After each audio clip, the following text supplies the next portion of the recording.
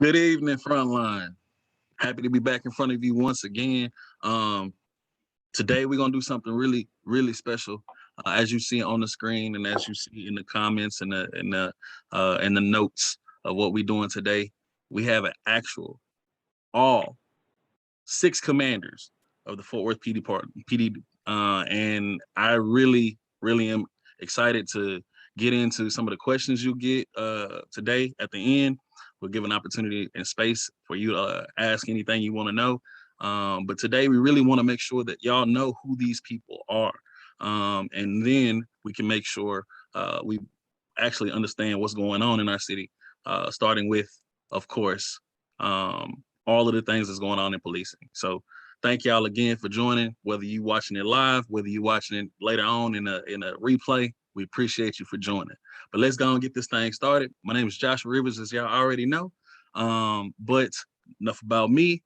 I want to introduce all of, again, 6 commanders of Fort Worth Police Department. And we'll start on my screen on the left. Commander Amy Ladd, would you like to say what's up to the people? Hi, yes, thank you for having me. I am Amy Ladd. I'm the commander of Central Division. Central Division encompasses the downtown area, the Magnolia area, historic South Side, all the way out to Renaissance. So that would be Central Command. Wonderful. Thank you for that. Thank you. Commander Roy Hudson. How you doing? Thank you for having me out. My area, I'm Commander Hudson. I'm the commander of South Division. My area encompasses McCart and Alta Mesa area, Seminary, 20 all the way out to Burleson. That's a Burleson. That's pretty big. All right, next up, we got the commander of the North Division, Chad Mahaffey. Thank you for hosting this tonight. We really appreciate the opportunity to speak directly to your audience. I'm Chad Mahaffey. I'm the commander of North Division. That is everything north of Loop 820 up to the city limits, which is basically Denton County. And then we're boundaried by Keller to the east. And essentially we wrap around Haslett and go all the way to the west to the city limits. It's the largest land mass in the division, but we're definitely experiencing a lot of growth right now as well. Cool. All right. Immediately to his left, all right, Commander of the West, Mark Barthen. Hey, thanks for having us. I'm Mark Barthen, West Division Commander. West Division is primarily everything west of downtown from the Trinity River, south along 8th Avenue, Cleburne Road. Essentially anything that's Fort Worth in the southwest quadrant in Tarrant County, that's West Division. So, all right. Again, for the Northwest Division, Commander Dave Carabajal. Hey, thanks for having us, Josh. My name is Dave Carabajal. I'm the commander over Northwest Division. Kind of the heart of our division is going to be the historic stockyards in the area kind of surrounding that, Northwest 28th Street along. That's kind of what's associated with our area. If you want to talk about borders, on the south is going to be Northside Drive. So basically just before you get to downtown. On the north, we actually go all the way up to Bailey Basel, which is kind of the Lake Country area. So that's very different from what we have in our customers in the southern area. And to the west, we have Jacksboro Highway, and to the east is going to be North Beach going into like Haltom City. So, last but certainly not least, got the Commander of the East. I didn't mean to rhyme, but it just happened. Commander Leonard Elgin. Good evening, everyone. Thank you for having us, Josh. I'm Leonard Elgin. I'm the East Division Commander. East Division encompasses from Beach Street out to the airport, from 121 over to 287. You have historic Stop 6. You have a historic Carver Heights. The other areas in Eastwood. Like I said, everything from Beach Street to the airport. Everything from Beach Street to the airport. So now that we got the introductions out the way, I wanted to ask basically each commander, if you didn't know, speaking to the audience, of course, each commander has a very, very big space that they just told you. And in that space, they are in charge with setting a vision and a mission that falls in line with obviously the chiefs, but how they direct it and how they move it is completely up to them. So I wanted to take some time to try to get each one of you to explain your vision with your command. We'll start with, since you went last, Commander Elgin, would you share with us your vision and mission of your command? My vision for the East Side, since I was born and raised on the East Side, is to make sure that the East Side and the police department function together as one entity. We have some history, some of it's good, some of it's bad, but the thing is to take what we have that's good, work with the community, police the community as the community wants us to police them, and work with them so that we can maintain and continue to develop into a partnership. You can keep it on going. You want me to keep going, Josh? No, I was saying, no, excuse me. Commander Carabajal. Yeah, absolutely. Hey, you know, my vision is really simple.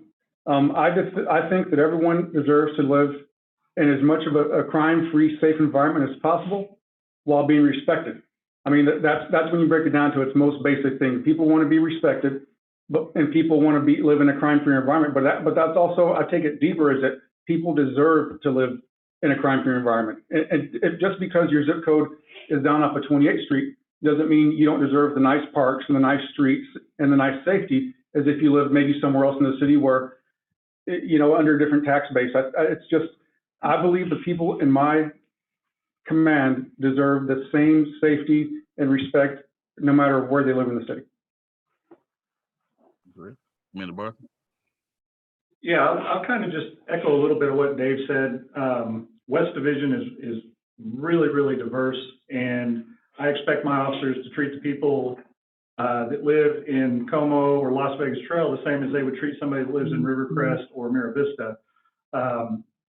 Clearly, the primary focus of our division is to reduce violent crime.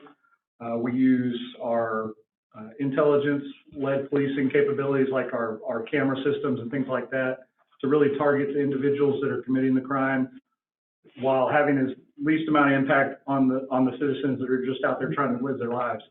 And, you know, working with LVT Rise and community leaders in Como, we try to take their input into consideration as much as possible when we make the decisions on how we're going to address those issues. Okay. Commander Mahaffey. Chad. Yeah, yes, sir. I've got the North Division, which is north of the Loop.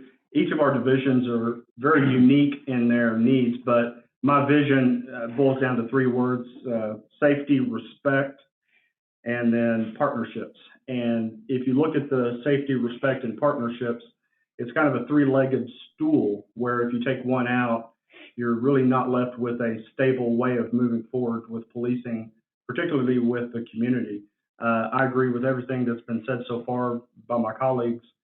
It comes down to everybody deserves equal safety regardless of where they live, but also they deserve the respect when they have that police encounter, and to also be able to travel throughout their days safely and worry about things other than, is my home going to get broken into? Are my things going to be taken? Am I going to be a victim of a violent crime today?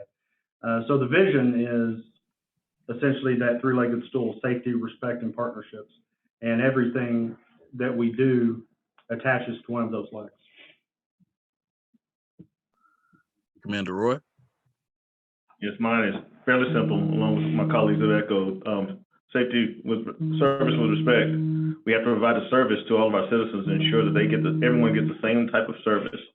Also in community engagement. We're all about community engagement. Our MPOs are doing a phenomenal job out there trying to do as much as we can to try to break down those barriers and to calm, you know, situations down as they need be. Also, just for everyone to be their own, you know, help us out with being the eyes and ears in our community.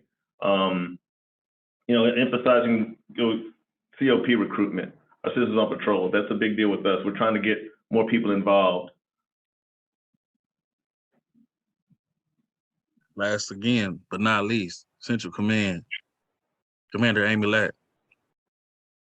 Yeah, so I mean, obviously I have the same concerns and priorities as the other commanders. In Central Division, though, it's very eclectic.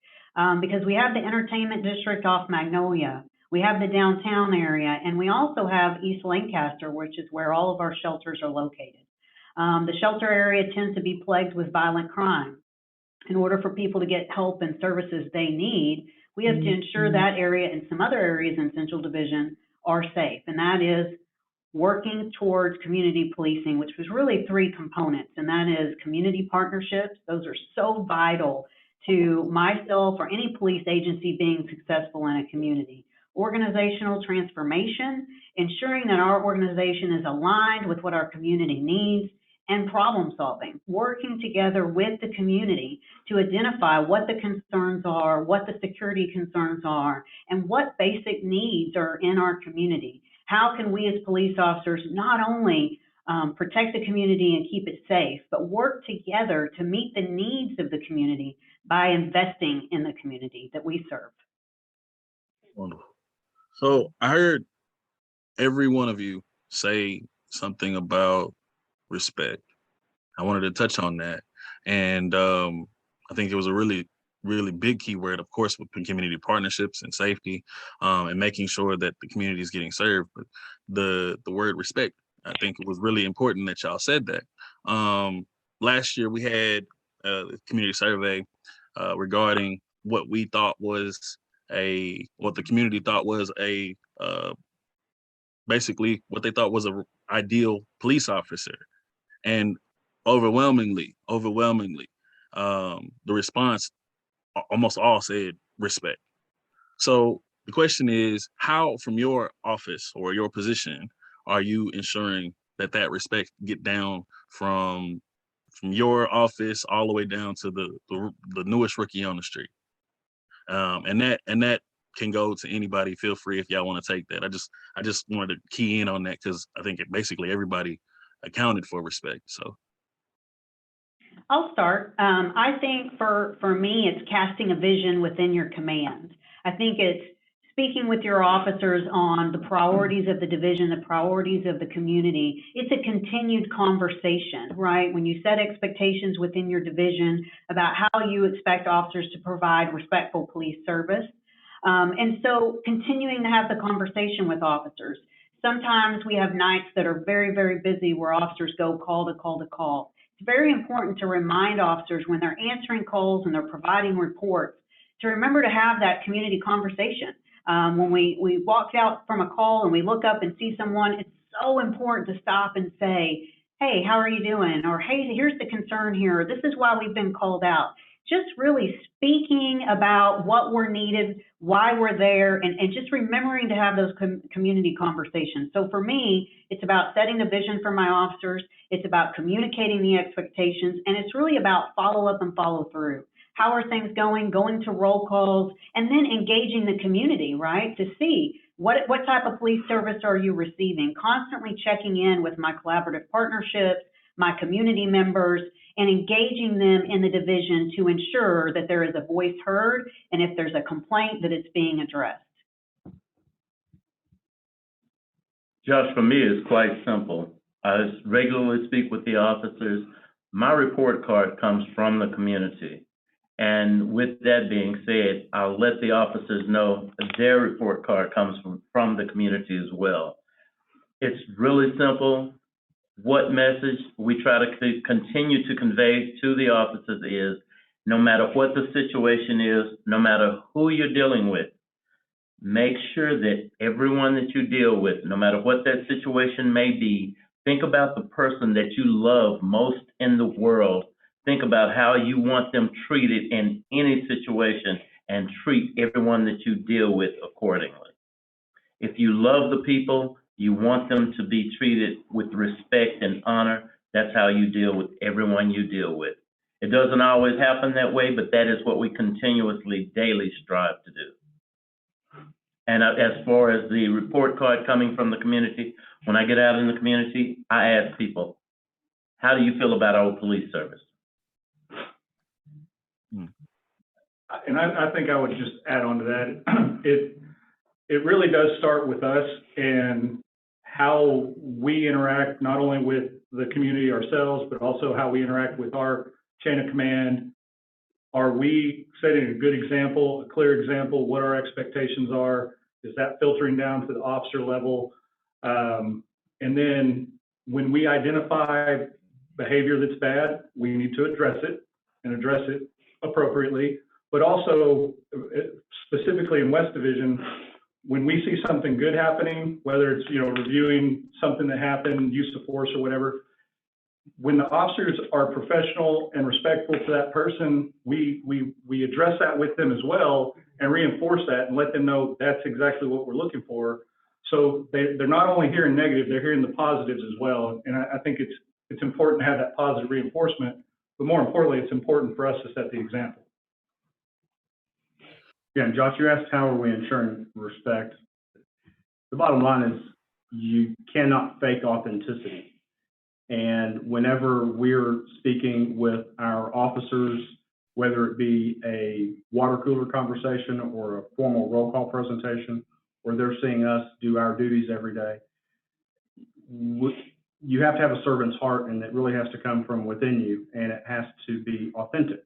If not, the officers are going to smell that and detect it and know that you're not genuine. So to have that servant's heart, to have a place of authenticity that you're coming from, really gives you that authority, or that basically the juice that they're going to listen to whenever you're providing your message.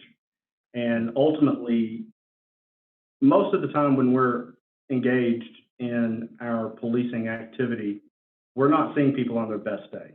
We're seeing them oftentimes on their worst day. And everyone deserves respect, even if they're being arrested and going to jail.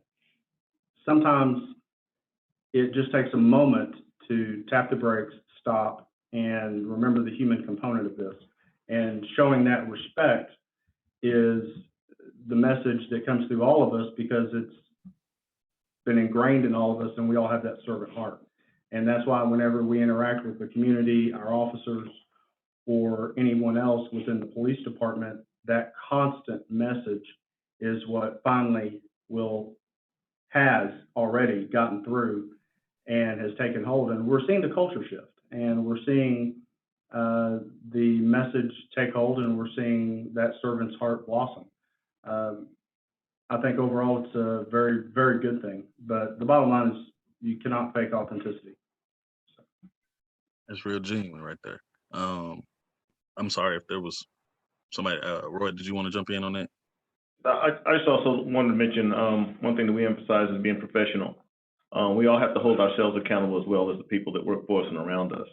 So we always stress, if you're professional, not everyone's going to understand what you're doing, because everyone's personalities are different, everyone's styles are different, everyone's threat level is different. But so long as we can be as professional as possible and hold ourselves accountable, I think it makes a safe environment for everyone.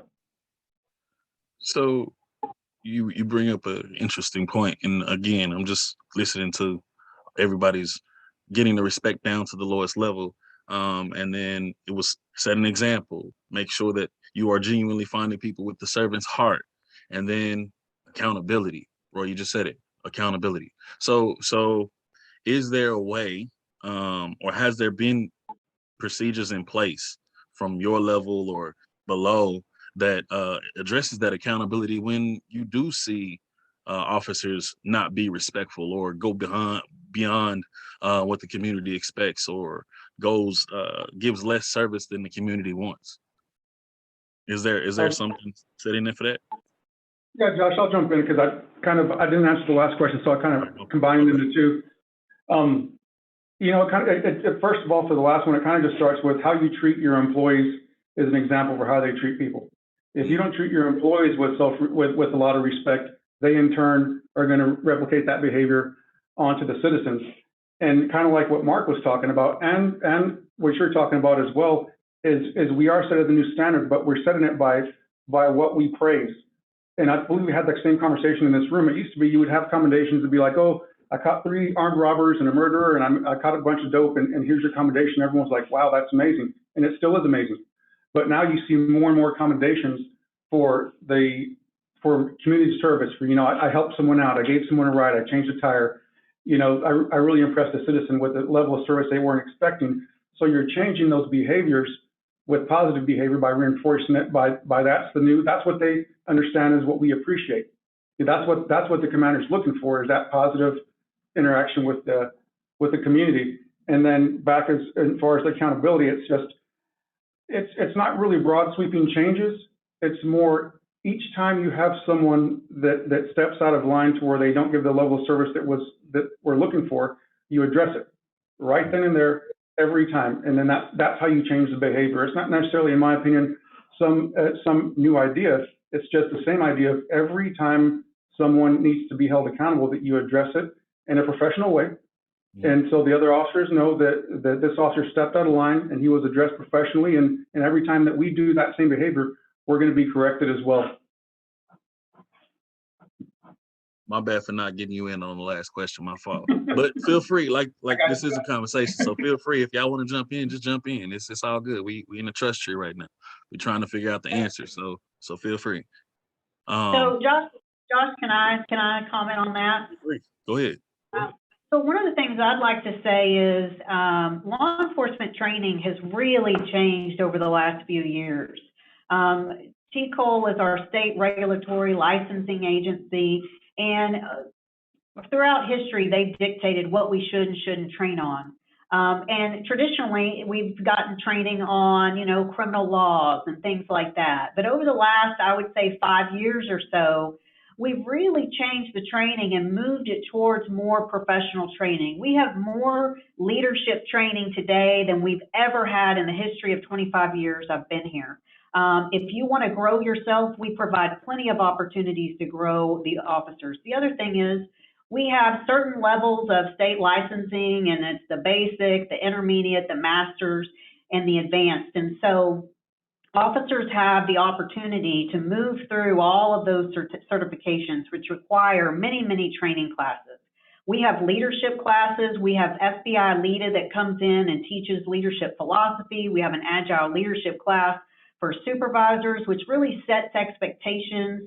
And in that is the mentoring component for the officers. We do 360 reviews for the sergeants in the class and really talk about personal growth and development. And I think all of that professional training really helps put out very successful supervisors.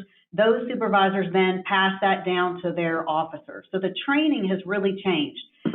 It's one thing to set policy, but you have to train the people on the policy, on your expectations. Then when you move through training and you've set those expectations and officers understand policy, you've given them plenty of opportunity to know what is expected.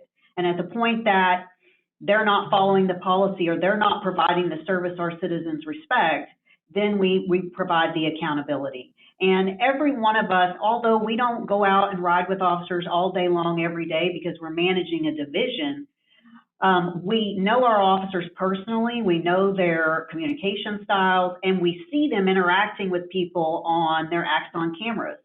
We do camera reviews and camera audits. Random videos are selected to see how officers interface with the community. And that's one of our accountability tactics, because we want to see on a very basic call, low-level need for service, how do you respond? On a high-level call for service, where maybe things are a little more ramped up, how do you as an officer respond? Are you de-escalating that call? Are you able to build a rapport with the individual? And so we are seeing our officers and how they treat the public through our Axon footage. And oftentimes, while the officer may not have done anything wrong, but we don't see the level of service we'd like, then that's a conversation. So we have many tools besides policy and training and accountability through seeing these officers on their Axon footage. In my mind, the camera is really one of the best technologies that law enforcement has brought to the table for community. Because when a camera is on, we're all expected to act better. And those reviews are done by every commander. Okay. So can I jump in, Rook? I know I said I was going to try and stay out, but it's Dante Williams, president of the Community Frontline, for those of y'all who don't know that man. What's going on, guys? So quick question, and I want to take it back just a little bit. I think Commander Elgin mentioned the grading that the community gives. It's kind of, you guys are graded on that, and you grade you know, the other officers in that as well. So kind of for each division, what do you guys believe, or what do you know of the grade you receive and your division receives from the community, and why? In East Division, Dante, I try to make sure that I stay out enough to know what is being said about police service. I, being from the East Division, have an insight as to some of the historical relationships between the department and the community. And in a whole lot of aspects, we in East Division are trying to come back uphill from some of the things that happened historically. So it's incumbent upon us to reach out to the community, to continue to reach out to the community. I've heard people say the community has to reach back. That is not true. We owe the community. We have given an oath to the citizens of the city, to the citizens.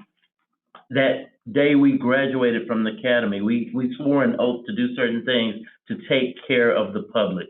We must continue to do that, and we must continue to reach out to the community to see what they feel about the police service, to see how they're responding to what we're doing, to see how we're working with them. And we have to keep striving to make things better. We have to keep striving to do basically what we need to do so that they know the sincerity of our servicing that community.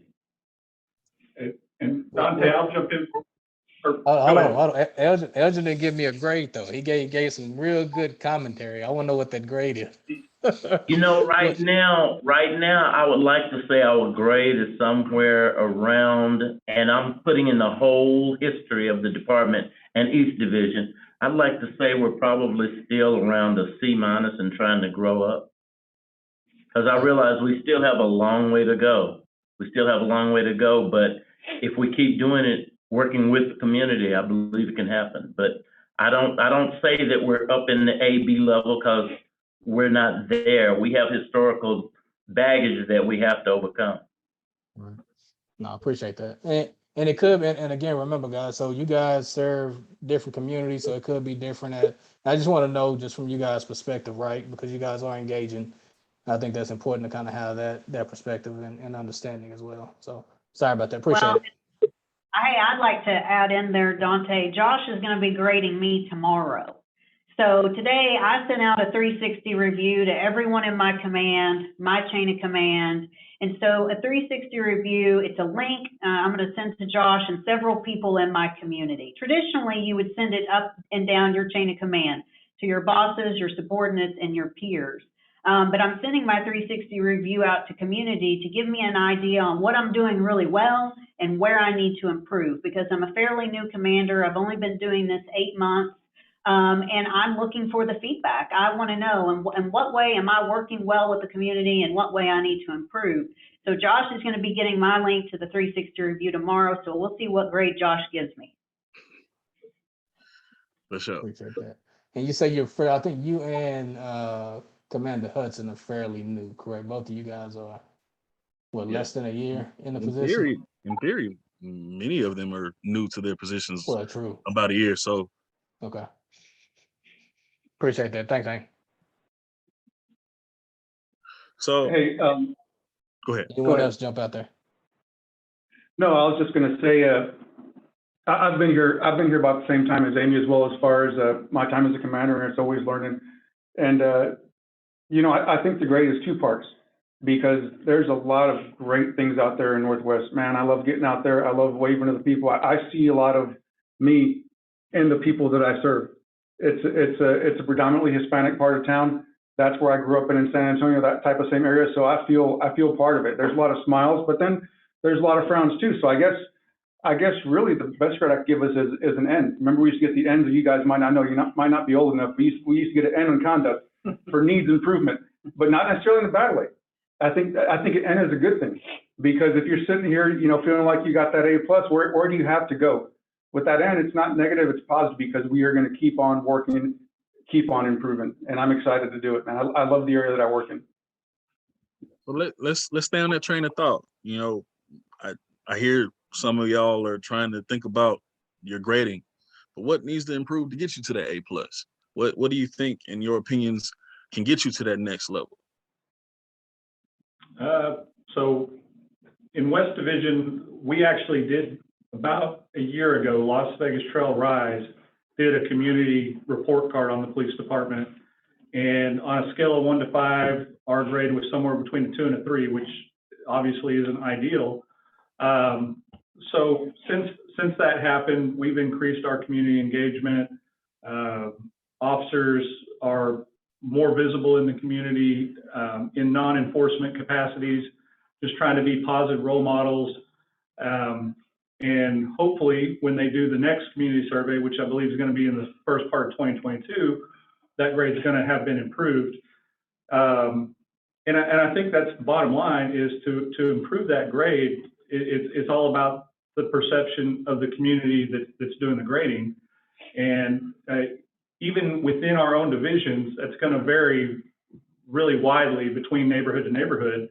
And the neighborhoods that are really happy with the service they're receiving, we need to figure out what it is we're doing that's making them happy, and how can we emulate that or give the same kind of service to those neighborhoods that feel like that we're lacking, and really taking that information and improving so that every neighborhood has at least the same feeling towards the police department, or is going in that direction. You know, you asked what grade we would give ourselves, and the abbreviated version of a long answer is we're either learning or we're losing. And that is the approach that we wake up with every day, is how can we do things a little bit better today? How can we learn from our lessons, good and bad, and evolve? And if we're not evolving, we're losing. If we're not learning, we're losing. And that's not only listening to the community and their needs and expectations, but also each other, and having difficult conversations with ourselves. And those are conversations that, frankly, we didn't have for a long time. And fortunately now we have the, checking your ego at the door when you come to work every day is probably one of the most important things, because that gives that servant's heart room to grow. But also, even the best training cannot replace your empathy and compassion for your fellow human. And that's the business we're in. We're in the people business. I'm borrowing that quote from one of my colleagues here at the table that said that recently. We're in the people business, and the empathy and compassion for your fellow human is irreplaceable. And that is what drives us every day. It is that ability to learn, the ability to evolve. We have technology, we have training, we have leadership, but ultimately, if you don't have the heart and drive and want to go behind it, it's vacant. So with our recruiting, with our selections, with our, we have a saying that if you want to become the Fort Worth best, that's who we recruit, that's who we train, that's who we retain. And who we recruit, train, and retain is who we are. We're in the people business, not only interacting with the public, but also ourselves, because we are a reflection of the public. Our grade can always be better, and we're always looking to learn. But when we stop looking for that next step, when we stop listening to our critics, when we stop adjusting, that's when it's time for us to go do something else. Did anybody else want to add to, or? I would say a grade for us would be probably an N, with needs improvement. We can always improve in our communication. Right now, I know one of the biggest issues right now are the number of officers on the street. We have a shortage. We do have a class that's graduating, I believe, tomorrow. Tomorrow. And they're going to be out in the street training. That'll help us out on the cost for service. I know a lot of citizens are concerned about the delays and how long it takes an officer to get there, both in the dispatch area and our department as well. So we're working on it, but it's just a learning process. Wonderful. I mean, it's definitely got to move toward the progress that we're looking for. So, I mean, I can definitely hear that. But the idea, I wanted to ask you guys individually some questions that I have from the people that wanted to get to you. What specific crimes are you seeing most prevalent in your divisions? We can start with Commander Roy. What is the general idea and take? Well, I believe that one of the issues that we've had over in the South are our shootings. We've had a couple of shootings. Mostly of them are domestic. Another one is the racers. We've had a lot of fatalities, a lot of bad accidents due to the car clubs that are racing up and down the street, doing donuts. We've had a couple of DRU details in which we've actually caught a lot of them coming from Dallas and other sides of town. But basically, the shootings, the domestic violence, and the reckless drivers are issues that are going on in the South. Commander Barthen, if you would, what kind of issues and particular crimes do you see recurring mostly in the West? So West Division has, obviously everybody has their issues with property crime and burglaries, but really our primary crime concern is violent crime, especially gun violence, particularly in the Las Vegas Trail corridor. A lot of that's gang violence. Some of it's brought on with kind of the transient nature of that neighborhood with the apartments, people coming and going. So there's a lot of crossover from various sides of town that all kind of congregate there, and that's been our main violent crime focus. And the other area of town that really has our attention is the West 7th area, especially at bar close. We have had issues with violent crime at the end of the night when people are congregating in the street, trying to get to their cars to go home. Arguments break out, they turn into fights, and those fights sometimes unfortunately turn into shootings. We've taken steps to try and increase our presence down there just for visibility to kind of deter that, and so far, knock on wood, it's been pretty successful. So those two are our primary concerns, but obviously as a secondary issue, the property crime issue is something that we really have been trying to address. Mandalay? Yeah, so in Central Division, we have quite a bit of property crimes, burglaries of motor vehicles, commercial buildings. We have quite a bit of that. Usually it centers around apartment complexes. We also have quite a few aggravated assaults. A lot of our assaults occur on East Lancaster. Two people get into a fight or argument, it escalates into some sort of weapon, a crowbar, a bat, or a gun is pulled. We've had several little deadly conduct calls where guns were involved, shots fired. Sometimes we're able to identify suspects, sometimes we're not. And we also have quite a bit of domestic violence. And so obviously with domestic violence, it's hard to prevent that. And we definitely, when we go out and take note and do a report, we're trying to keep an eye on the area related to the domestic violence, but I would say that is it in a nutshell: property crimes, BMVs, gun offenses, and the domestic violence. Commander Carabajal, what type of crime and situations are y'all dealing with most frequently? Well, I got a couple focuses, and to be most recent, I guess what I got to make sure is that we keep any type of gang violence down. There's been times in Northwest where we had a whole lot of gang violence. That hasn't been the case here in the last couple of years. But then there's a couple of younger gangs, which I definitely won't name because I won't give them any credit, that are trying to come up and make their name and put in their work, do some damage.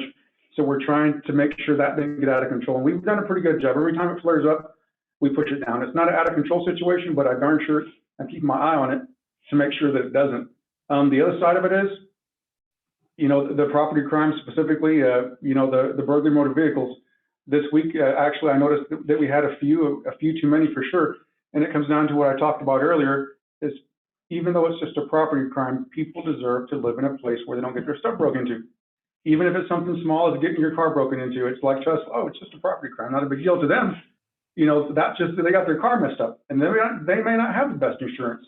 You know, they may paid a bunch of money for whatever was inside of there. So that's just, I know we don't, as a whole, we definitely don't, but I definitely take that personally too, to where I think they deserve that level of service, whether it's a property crime or something bigger as well. Commander Mahaffey.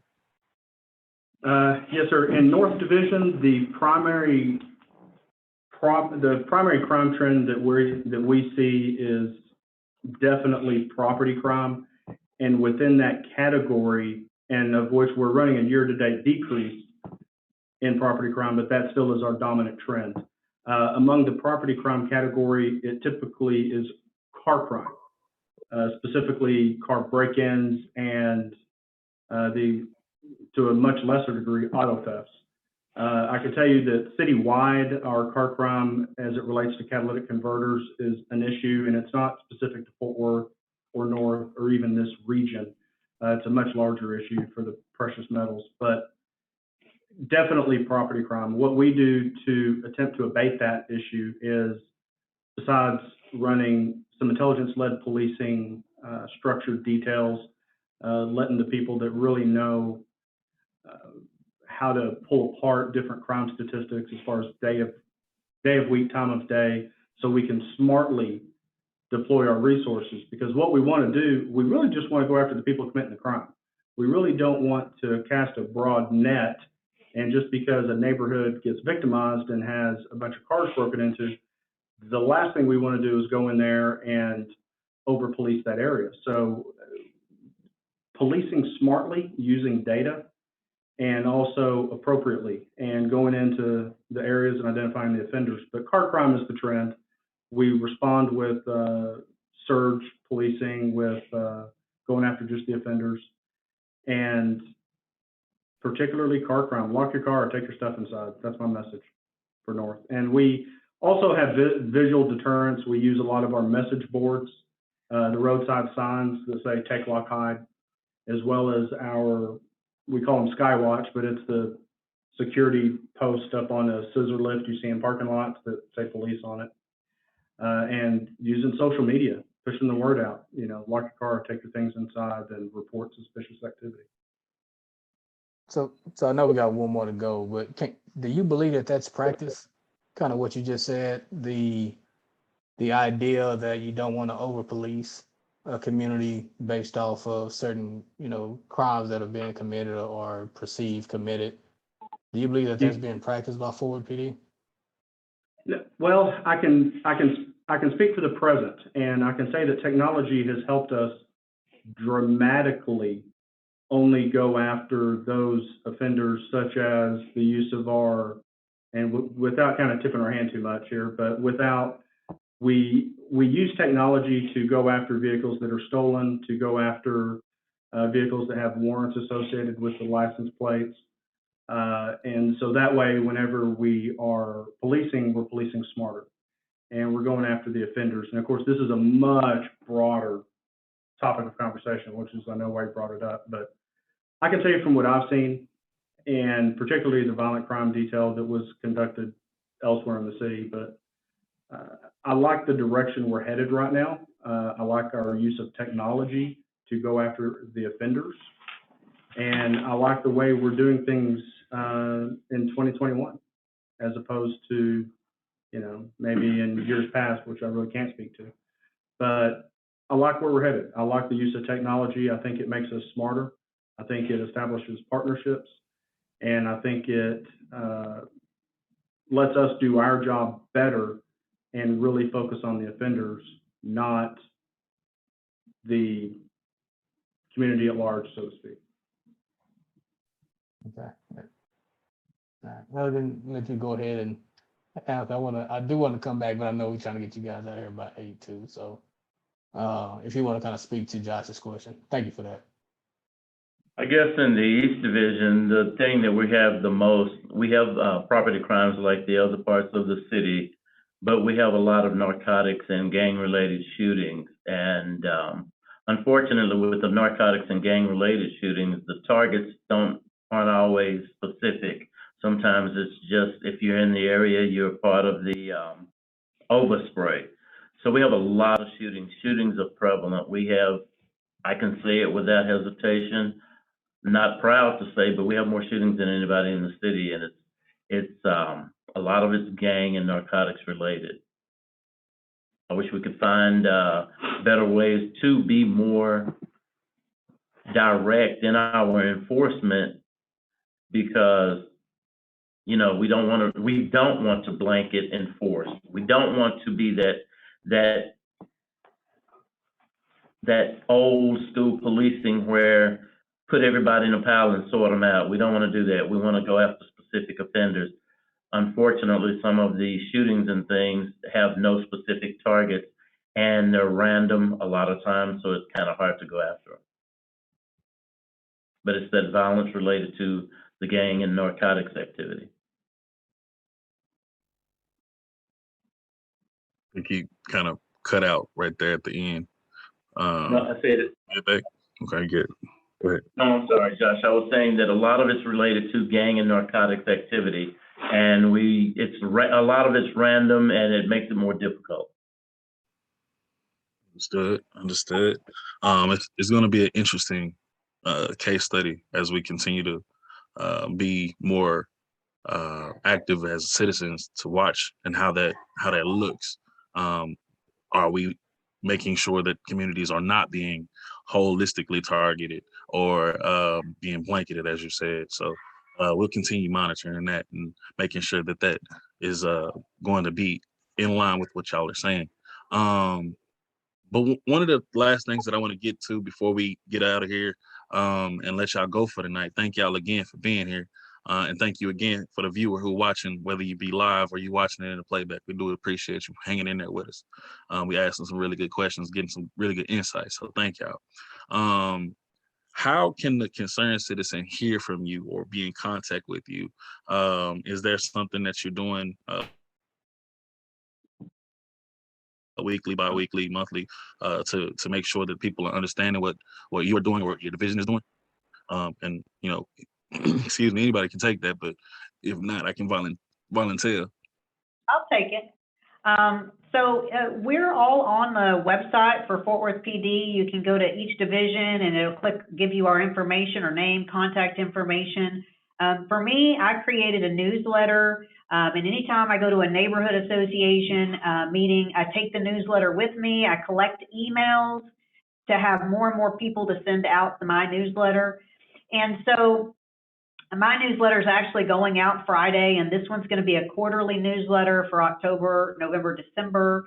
And the things I put in the newsletter are crime prevention tips, community events, what are we doing for the community, how are we investing, and then also if the community is having events, I put their information in the flyer so we're all on the same page with information.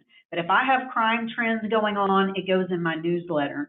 And the goal of my newsletter is to make sure everybody gets the information, that no one's being left out of the crime information, the community event information. My name and contact number are in there, my phone number. I'm very transparent with how to get a hold of me.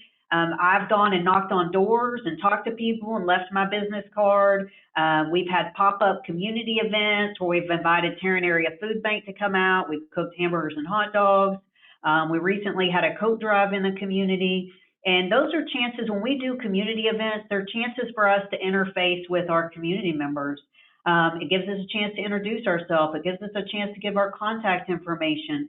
And that's what the newsletter is that I created for our division, to go out to individuals, to keep them updated on what's going on in Central, how to protect their property, and then just how can we help you and how can we give back, and then the community post their flyers. So that's what I've done to communicate and to ensure people know how to get a hold of me, go to community events, pass out cards, and distribute a newsletter. Hey, Josh, in addition to having a newsletter in each division, I have also begun having quarterly meetings to get out with each district in the division, which we have Henry and George district. So I get the information out in a newsletter form monthly. Also, I go out to as many of the neighborhood association, homeowners association and other meetings in the community, but have a scheduled quarterly meeting with each district as well as my apartment communities. I have those quarterly. They're pre-scheduled. They began last month, and we are going to continue them. I already have a schedule set up for the entire year so that we can get the word out so that no one will be able to say that I didn't know this meeting was taking place. They will know ahead of time the entire year's worth of meetings. They'll know the date and time, and we give that information out to everyone. We give the same information out, but we also give information out specific to that area. So we do a live meeting as well, quarterly. Commander Carabajal? Yeah, Josh, we just basically, you know, all of us here at the table, we just get out there and engage. I mean, there's so many opportunities to go out there and meet, whether it's the neighborhood association or whether it's an event at an apartment complex or a store.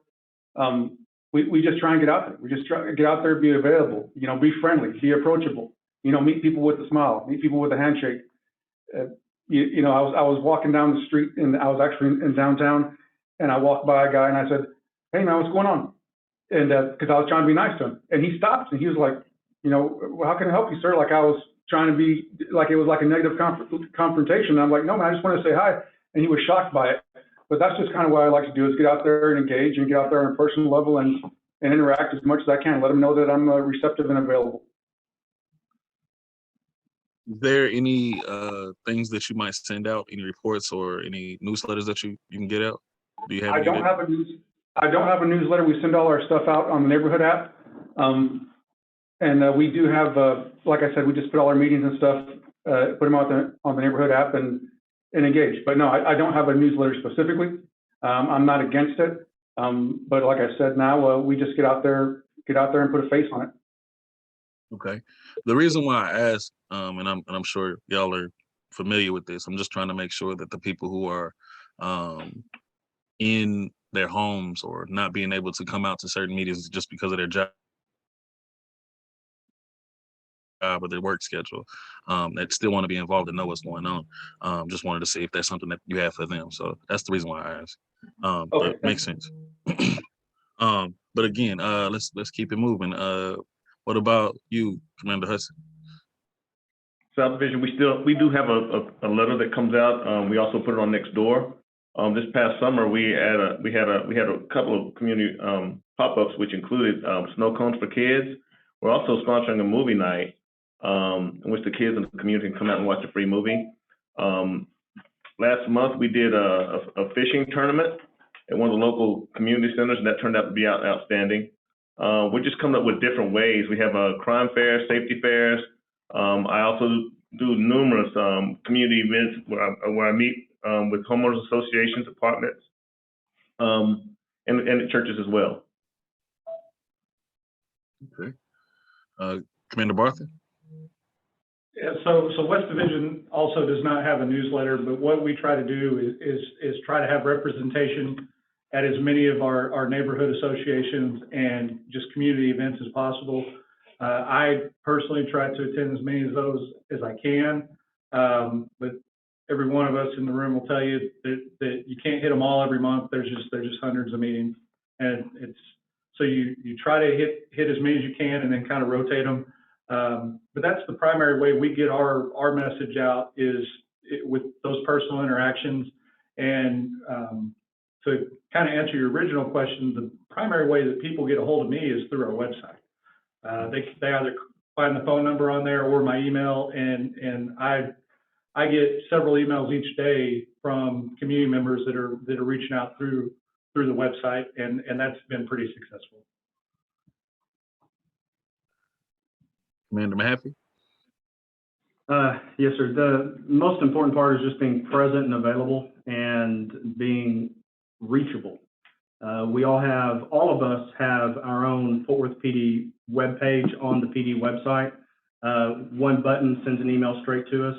After that, I always respond and give them my direct email. But what often has already been said, in North Division, we host and have hosted movie nights, bike safety rodeo courses, We even instituted something recently because North involves still some rural property up there that's being developed. We instituted a cops and bobbers, like a fishing bobber, cops and bobbers. And our NPOs actually, our neighborhood officers got certified from the state game wardens on how to actually be cops and bobbers certified to take the kids fishing. And we took actually some children that needed some outdoor experience. They actually were from another division and took them fishing up in North Division under a cops and bobbers event. But mainly it's just making as many community events as possible, whether that be through our local church and ministry partners, or the crime fairs, or the Code Blue, the HOA meetings. We have a tremendous amount of homeowners associations up in North Division. But it's being physically present and also being reachable and responsive when people do reach out via phone, via text message, via email. But it's just being on the move. You know, those cars go through a lot of gas and a lot of tires. We are constantly in motion. So all 6 of you have your information, whether that's cell phone, email, is the fortworthpolicedepartment.com. What can you tell us what that is so people can know whether they watch it live on a playback? Can you just tell us where to go so we can get them involved? Yeah, absolutely. A simple internet search of Fort Worth Police will give you our landing page. And from there, if you click I believe it's the patrol tab. I don't have it in front of me. My laptop is being used for this broadcast right now. For sure. But if you just do a simple internet search, Fort Worth Police, South Division, Fort Worth Police, Central Division, West Division, North Division, it'll land you on our page. You'll see a photograph of us taken probably a long time ago and a button that says email your commander. That button will give you an email directly to our inbox. Also included in there are maps of our division. The city of Fort Worth has a great tool called One Address, ONE, One Address. And if you Google Fort Worth One Address, it'll bring that up as well. So the search engine of your choice, I'll be generic there. If you're unsure as to, well, I live in this particular address or I work in this particular address, if you go to the city of Fort Worth One Address site, plug your address in, it will tell you all the city services for that address. And that includes your police station, who your neighborhood officer is, and a variety of other city services. It's a very, very unique tool, and I use it frequently, actually. But we all have our own page, and then we also, in my area specifically, the Nextdoor app is the way a lot of my residents receive their information. So we use Nextdoor a lot through our crime prevention specialist, myself, our neighborhood officers, and everything else. That's one of our primary mediums for e-communication. Hey, Josh, just to piggyback on what he's saying, the easiest way to pull up the police department on the web is fortworthpd.com, and that'll redirect you to the primary police page. And from there, you can click on the patrol tab and pick which division you want to look at. And whatever division you click on, it's going to have all of our contact information, the contact information for our criminal investigations, those are the detectives, as well as the contact information for our crime prevention specialist. So if you want to set up a community crime fair, kid ID event, or if your community is interested in setting up like a crime watch or something like that, they can contact the crime prevention specialist and they can coordinate those meetings and get that started for them. That's a good resource right there. Thank y'all again. So Community Frontline, I hope this thing was extremely impactful. Before we get to our closing state, go ahead. Yeah, my bad. I know you finna do I was your wrap up. Yeah, I was gonna get them to do their closing statements. We was gonna get up out of here. Yeah, and so let's do that. So real quick, so you got the chief, right? Police chief, and then kind of where do you guys fall kind of in the hierarchy of, I don't even know if that's the right word, but where do you guys fall kind of after the chief? Yeah, absolutely. So we have the chief. We have 3 assistant chiefs.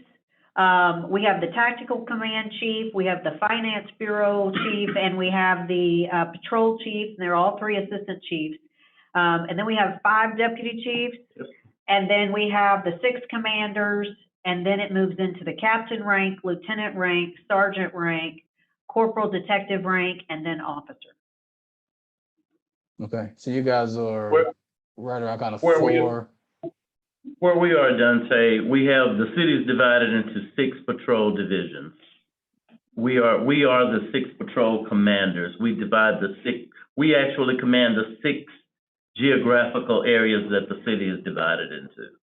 Right, no, I get that, but I'm just saying in terms of hierarchy. So I think, Amy, you kind of hit it. So in terms of, before you get to the chief, you guys would be kind of, maybe 4 steps down from that in terms Yes. of community, right? So if the community if they couldn't get to the chief, they can get to you guys, and you guys are 4 steps removed from actually trying to get information up the chain, if that makes sense. We are 4 steps down, but as far as the divisions go, we are kind of the division spokesperson. Correct. We make No, the I get it. decisions for the, okay. Yep. I get it. Yeah, just as an overall kind of entity, forward PD, kind of how you guys are stationed there. And then last thing, I know Josh kind of got something else. So last thing is, from a community perspective, what in what ways can, and you guys kind of talked about it a little earlier, and really 1 minute answer, because I know Josh trying to wrap it. Well, in what ways can the community maybe engage you guys a little differently, or what would you guys like to see from a community perspective in terms of how to kind of move things forward, if that makes sense? What I want to see in each division, I just want people to come at me, be honest. If there's a problem, be honest with me. I can't do anything about anything if I don't know about it. If I know about it, I can try to get with them and fix it.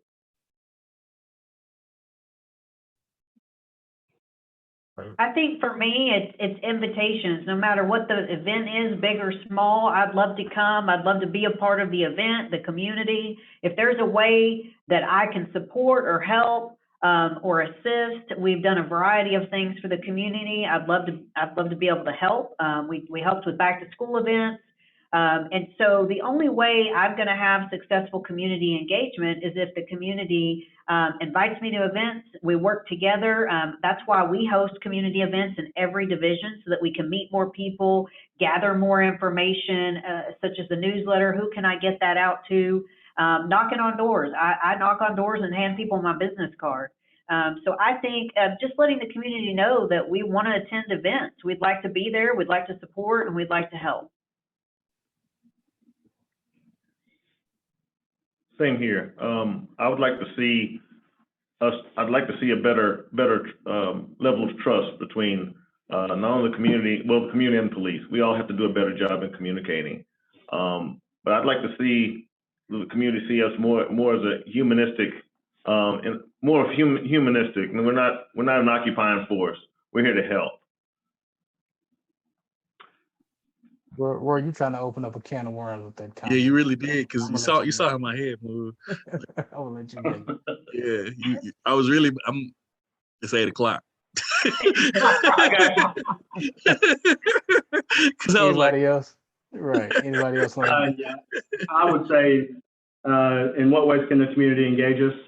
I think the answer is in the question, engage us.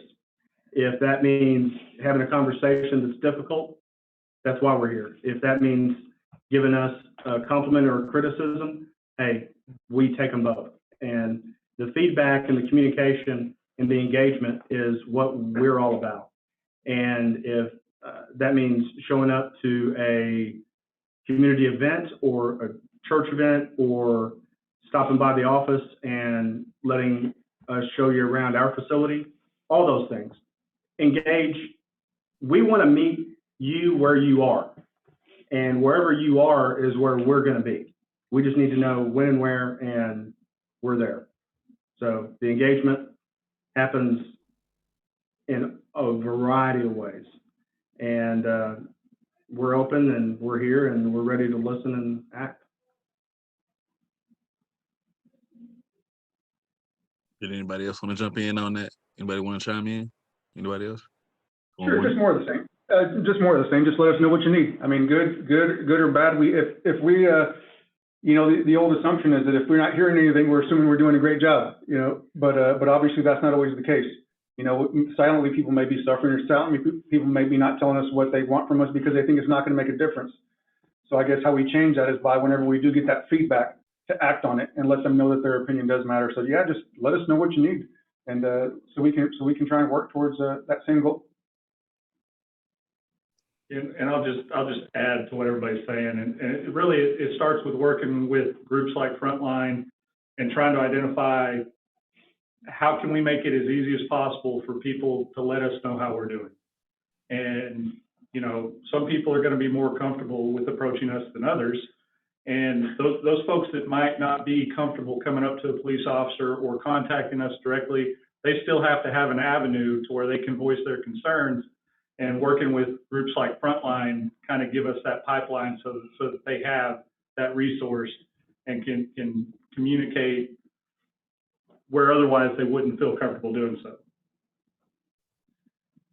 I appreciate that. And Josh, and so my last comment, guys, and this is just for you and for community, is just, so we've kind of heard what they're asking for, requesting is just more engagement, right? So I think as we engagement can look different for the individual, right? And or for the commander or for the PD. I think it's a matter of starting at some place, and some people may come angry, some people may come calm, some people may come, I mean, just however they come. I think there has to be an understanding of why, and I think you guys spoke to some of that, whether it's the history of policing or even more recent events that have happened here locally with Forward PD. You guys, as well as community, have to be understanding that like there is some weight and some tension that has to get off of people's chests before we can have like a real honest, open conversation about how do we move forward. There are some apologies. There are some things that there are some things that have to go and have to be said and have to be done. So when we talk about engagement, let's just make sure we're understanding how some people may come to engage and not push those people away because they may not come how you like it, or they might not say things that are welcoming, right? So I think we got to get past that in order to get to a good spot to have more dialogue and more conversation. So appreciate y'all. Josh, I know you're trying to do your thing, and I'm keeping y'all too long anyway, so appreciate it. Go ahead, man. Nah, bro. Dante, I just want to say one more thing to what you just said. You're gonna keep us going if you started. No. If I'm only you know what? friendly, I'm comfortable. I'm really comfortable right now. We're about to get into it, and it's it's gonna be an extended session, overtime. People, let's do it. Overtime. Dante, if I only make friends with people who are friendly with me, what have I accomplished? I have to be willing to accept people who aren't friendly with me, and if I make a friend out of them, that's something to be proud of. So, yes, sir. So appreciate it. I have to take it as it's given. No, I appreciate that. I wanna jump in on that and make a little comment myself, a little editorializing myself. When you speaking to engaging the public, many of y'all said different things, and that's perfectly fine. But I feel like there has to be a way that all of those things are engaging every person in your division, because y'all are doing certain things for certain people in divisions. Let me speak on that specifically. Each division has their own kind of flavor. Hey, look, I'm gonna come out with the ice cream cones. I'm gonna come out with the poles. I'm gonna come out with the coat drives. I'm gonna come out with the just being at a fiesta, as Carabajal mentioned to me before.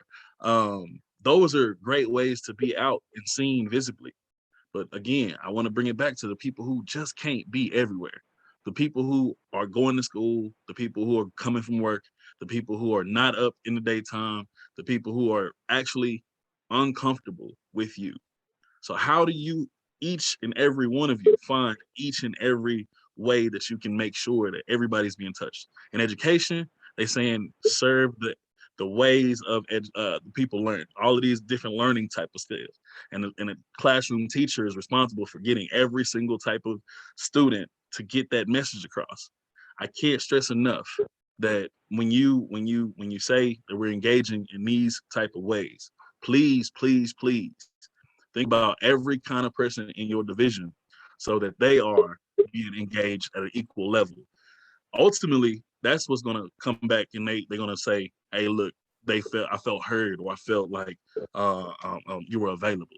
Because if they don't, hey, you had the ice cream stuff, but I didn't get to speak to you. hey, yeah, you got to hear, but you ain't had nothing for my kids. So it's almost all of that has to be encompassing each one of your 6 departments or divisions, excuse me the word. But that's something that I'm thinking about specifically when, you know, newsletters or NPO reports. We love to help you, but we can't do it for you. So thank y'all for letting me get that out.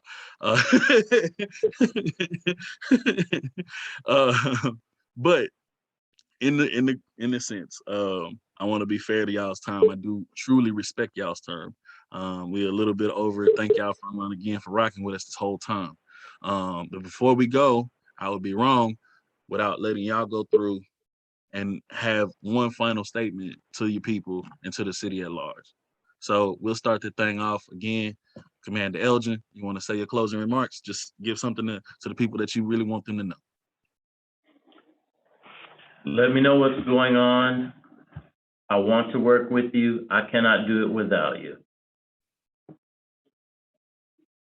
You want to bounce past that to somebody else? I've been calling names all day. Yeah, we'll just work way around, I guess, make it easy. Just hey, thanks for having us. I appreciated it. And like you said, learning new ways to engage different customers. And like Mark was saying, this is a great way to do it. You know, this is the first time I met with you guys in this forum, and I think we're touching people that maybe we haven't touched before. So thank you, and I look forward to more meetings. For sure. Yeah, I agree. This has been a great opportunity for us to kind of share our vision for each of our divisions, and you know, I appreciate the opportunity that you've given us, and you're absolutely right. We need to figure out how to touch everybody in our community, including the ones that aren't comfortable with us. And that's something we can all work on and work with our community to figure out the best way to do that. And hopefully this is a good start. Appreciate it. Yeah, just to, again, echo what my colleagues have said. We appreciate you providing us this forum to speak directly with your audience and our community. And we are very easily reachable, but we need input on where that engagement is happening so we can be there. We all have the events we're already going to. We're interested in the events that we're not going to. So push that information to us and we will have representation there. Thank you. So thank you again for having us out. Any interaction that we can have with the community is always a positive one. We can always grow, and then we can only grow through communication. We welcome any and all ideas, anything that we can do to make our communication and relationships better. Yes, I agree. You know, I concur with everybody and what everybody said. This has been a really great opportunity. I look forward to the next one, actually. I think we could do this repeatedly throughout the year and tackle different subjects and different community issues. And it's a good way for us to communicate with those that we're not already communicating with. I think letting people know how to reach us was very helpful tonight. I think letting people know some of the events we are doing in our community and encouraging those to invite us to the events we don't know about. We really have to partner with our community in order to be successful. I can't police Central Division by myself. My officers can't keep Central Division safe by themselves. We have to do it with community. Many of us in this room live in the city limits of Fort Worth. I know I do and have for the majority of my career. So I love our community. I think it's important that we continue to invest where we serve. That is kind of my vision and mission for Central Division, is investing where we serve. So thank you guys so much for having us. We look forward to the next one. Real talk, that's us too. Thank you. Go ahead, Dante. Okay, now thank y'all. So one event, and we're gonna wrap this thing up. One event we have coming up this Saturday is the Diapers and Wipe. Well, I guess Diapers and Candy Canes is what we're calling it this year. It was Diapers and Wipes last year. But this Saturday, 3 to 6 at the MLK Center, we're partnering, and I think we're trying to serve over or close to 250 families with handing out diapers for the holidays to help kind of alleviate some costs and things like that. So that'll be happening. Volunteers are welcome.